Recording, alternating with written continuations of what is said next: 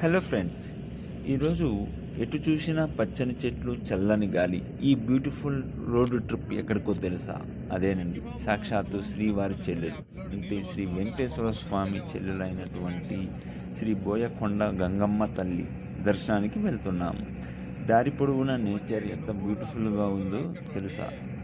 ఈ ప్రశాంతమైన వాతావరణంలో ఆ టెంపుల్ దగ్గరికి వెళ్తుంటే మనసుకి చాలా హాయిగా ఉంది.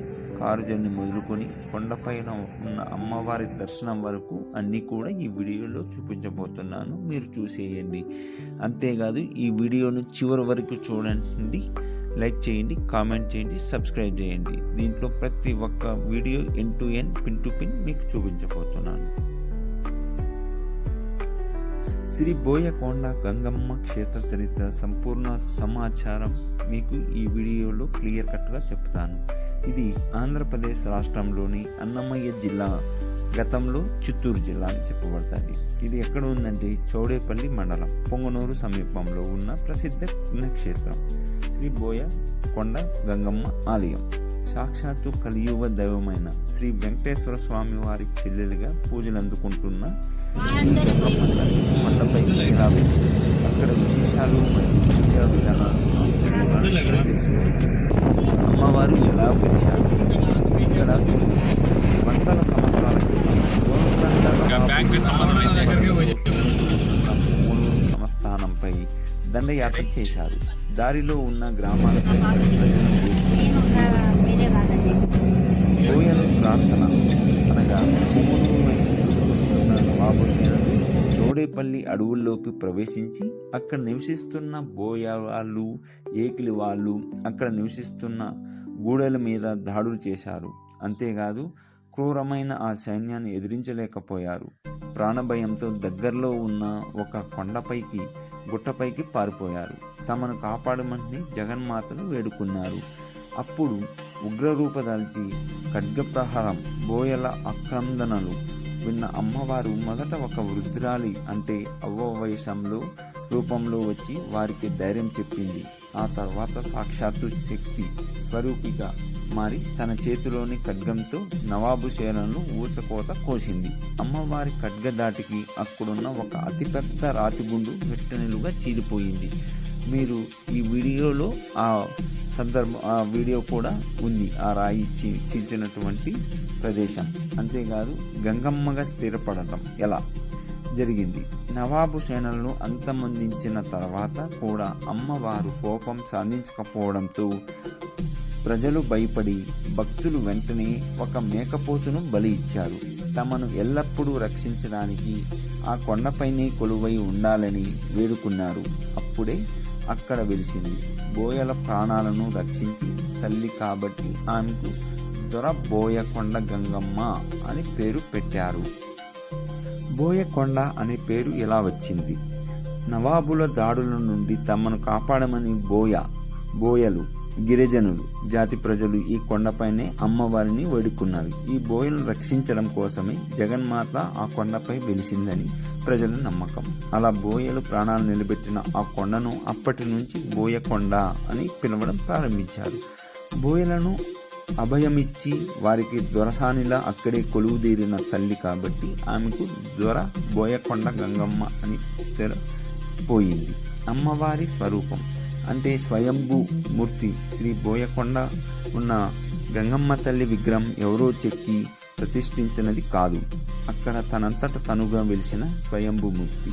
గర్భగుడిలో అమ్మవారు ఉగ్రరూపంలో కాకుండా భక్తులను కరుణించే ప్రశాంతమైన, ఆకర్షణీయమైన రూపంలో ఉంటుంది. మీరు ఈ వీడియో చివరి వరకు చూస్తే కనుక మీకు క్లియర్ కట్గా అమ్మవారిని దర్శించుకోవచ్చు.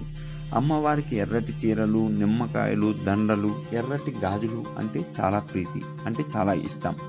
ఈ ఆలయ విశిష్టలు, అదేవిధంగా ఆచారాలు, ఈ క్షేత్రంలో మహిమలకు ప్రత్యేకమైన ఆచారాలను పెట్టింది పేరు.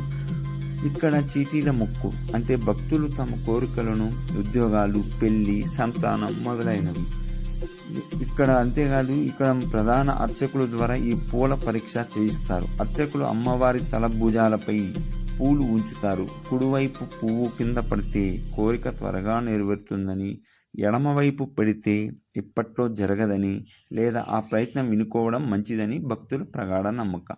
ఇక్కడ శక్తి తీర్థం అంటే అమ్మవారి ఖడ్గానికి రెండుగా చీలిపోయిన భారీ శిలను ఈ వీడియోలో మీరు చూడొచ్చు.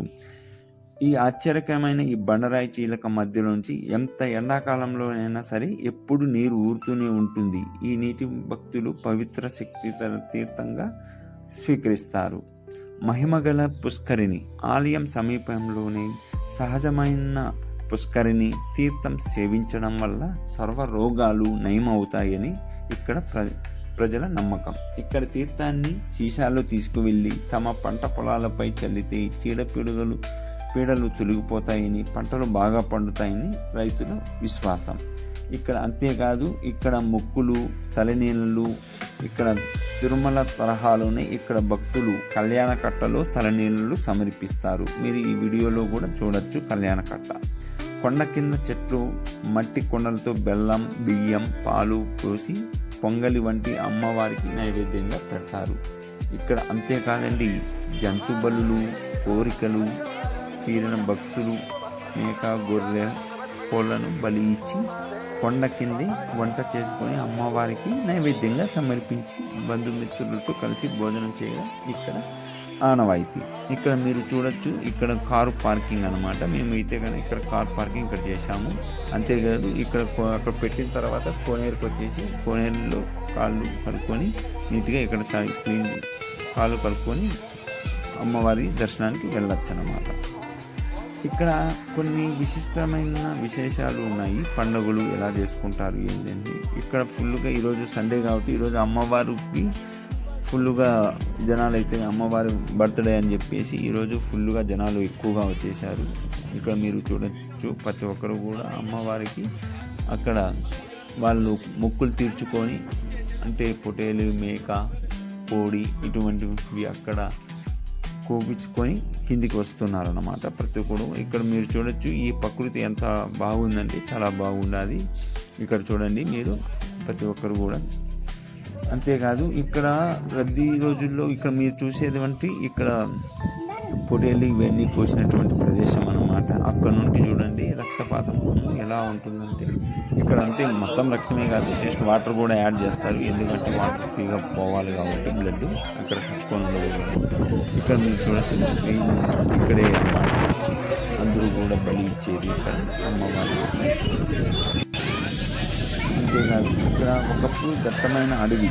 అంతేగాని ఇప్పుడు నవరాత్రులు చేసేటప్పుడు అప్పుడు చాలా చీకటి అడవిగా ఉండేదన్నమాట. దసరా నవరాత్రుల్లో అమ్మవారికి 9 రోజుల పాటు విశేష అలంకరణ చేస్తూ ఉంటాం. అంటే గంగమ్మ జాతర సమయంలో డప్పు వాయిద్యాలు, పోతురాజు నృత్యాలు, శివశక్తుల పూనకాలతో కొండ ప్రాంతం అంతా కూడా మారిమోగుతుంది. ఇక్కడికి కర్ణాటక, తమిళనాడు రాష్ట్రాల నుండి, తెలంగాణ, ఆంధ్రప్రదేశ్ నుండి కూడా భక్తులు వస్తారు.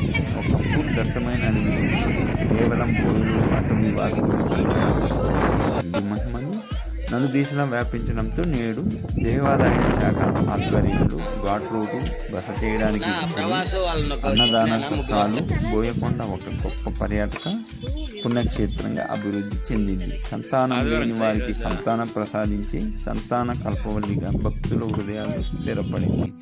మీరు ఇక్కడ చూడొచ్చు. మేమైతే కనుక కొంచెం అలసిపోవడం వల్ల మేము ఇక్కడైతే కూర్చున్నాము. ఇక్కడ మీరు చూడొచ్చు. ఇక్కడ మేమైతే కనుక రిటర్న్ అయ్యేటువంటి సందర్భము ఈ వీడియో.